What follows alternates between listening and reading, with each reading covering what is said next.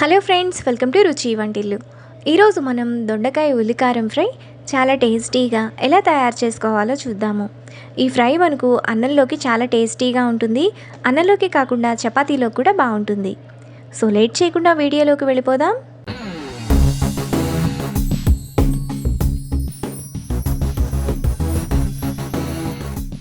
ముందుగా దొండకాయ ఉల్లికారం ఫ్రై చేసుకోవడానికి పావు కిలో దొండకాయలు తీసుకొని వాటిని 3-4 సార్లు బాగా కడిగి ఇలా చిన్న చిన్న ముక్కలుగా కట్ చేసుకొని పక్కన పెట్టుకోవాలి. దొండకాయలను మీకు నచ్చిన షేప్లో మీరు కట్ చేసుకోవచ్చు.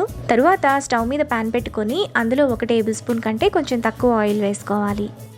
ఆయిల్ వేడైన తర్వాత 1 టీ స్పూన్ పచ్చిశనగపప్పు, 8 ఎండుమిరపకాయలు వేసుకొని మీడియం ఫ్లేమ్లో ఫ్రై చేసుకోవాలి.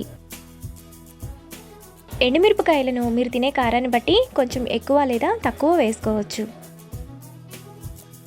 ఎండుమిరపకాయలు ఈ విధంగా వేగిన తర్వాత అందులో 3 మీడియం సైజు ఉల్లిపాయలను ఇలా చిన్న చిన్న ముక్కలుగా కట్ చేసుకొని వేసుకోవాలి. ఇప్పుడు ఒక చిన్న మామిడికాయ ముక్కను ఇలా ముక్కలుగా కట్ చేసుకొని వేసుకోవాలి. తరువాత 1 టీ స్పూన్ జీలకర్ర వేసుకొని కలుపుకోవాలి. ఉల్లిపాయ మామిడికాయ కొంచెం మగ్గేంత వరకు మీడియం ఫ్లేమ్ లో కలుపుకోవాలి. మామిడికాయ ఆప్షనల్, మీకు నచ్చితే వేసుకోవచ్చు, లేదంటే మామిడికాయ ప్లేస్ లో 2-3 చింతపండు రెబ్బల్ని వేసుకోండి. ఈ దొండకాయ ఫ్రైలో మనకి కొద్దిగా పులుపు తగిలితే టేస్ట్ బాగుంటుంది, అందుకని వేస్తున్నాను. మీకు నచ్చితే వేసుకోవచ్చు, లేదంటే స్కిప్ చేసేయండి. ఉల్లిపాయలు ఈ విధంగా వేగిన తర్వాత స్టవ్ ఆఫ్ చేసుకొని పక్కన పెట్టుకోవాలి. ఇప్పుడు ముందుగా మనం ఫ్రై చేసుకున్న ఎండుమిరపకాయలను తీసుకొని మిక్సీ జార్లో వేసుకొని ఒకసారి మిక్సీ వేసుకోవాలి. ఎండుమిరపకాయలు ఉల్లిపాయలు కలిపి వేసుకుంటే ఎండుమిరపకాయలు త్వరగా నలగవు, అందుకని ఇలా సపరేట్గా వేస్తున్నాను. ఎండుమిరపకాయలు ఈ విధంగా వేసుకున్న తర్వాత అందులో ముందుగా ఫ్రై చేసుకున్న ఉల్లిపాయలు, 4 వెల్లుల్లి రెబ్బలు వేసుకొని కొంచెం బరకగా మిక్సీ వేసుకోవాలి.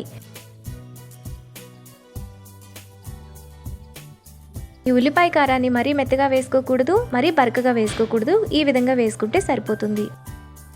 తరువాత స్టవ్ మీద పాన్ పెట్టుకొని అందులో 2 టేబుల్ స్పూన్లు ఆయిల్ వేసుకోవాలి. ఆయిల్ వేడైన తర్వాత 1 టీ స్పూన్ తాలింపు గింజలు వేసుకొని ఫ్రై చేసుకోవాలి. ఆవాలను చిటపట్లాడేంత వరకు ఫ్రై చేసుకోవాలి. పోపు దినుసులు వేగిన తర్వాత అందులో ముందుగా కట్ చేసుకున్న దొండకాయ ముక్కలు, కొద్దిగా కరివేపాకు వేసుకొని ఒకసారి కలుపుకోవాలి.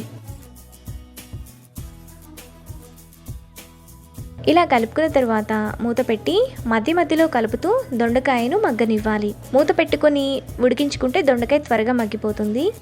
దొండకాయ ఈ విధంగా మగ్గిన తర్వాత మూత లేకుండా బాగా ఫ్రై చేసుకోవాలి. దొండకాయ మనకు ఈ విధంగా ఫ్రై అయిన తర్వాత అందులో టేస్ట్కి తగినంత ఉప్పు, 1/2 టీ స్పూన్ పసుపు, ముందుగా మనం మిక్సీ వేసుకున్న ఉల్లిపాయ కారం వేసుకొని కలుపుకోవాలి. ఈ ఉల్లిపాయ కారం దొండకాయ ముక్కల్లో బాగా కలిసేలా ఒక 3-4 నిమిషాల పాటు మీడియం ఫ్లేమ్లో ఫ్రై చేసుకోవాలి. ఇలా చేసుకుంటే టేస్ట్ చాలా బాగుంటుంది.